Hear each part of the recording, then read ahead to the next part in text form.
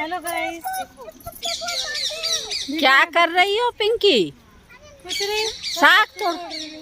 क्या करेगी बत्थू का? साग बनाऊंगी। अरे ये तो अपने गांव में भी बहुत होती है। तोड़ लो, अच्छी लगती है साग, इसकी बहुत अच्छी बनती है। मेरी फ्रेंड भी तोड़ रही है साथ में। Hello guys.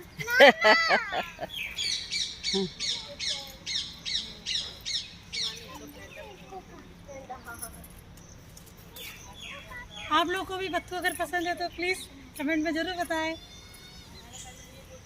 तोड़ो, पत्ता तोड़ रही है, बढ़िया से तोड़ो जैसे हम तोड़े। मैं अभी नहीं हूँ ना, मुझे नहीं पता। हाँ नहीं, उधर तोड़ो, उधर है। दल सगो बनेगा क्या नहीं? अब तुम एक मुट्ठी तोड़ी के पत्ता पत्ता तोड़ लो तुम।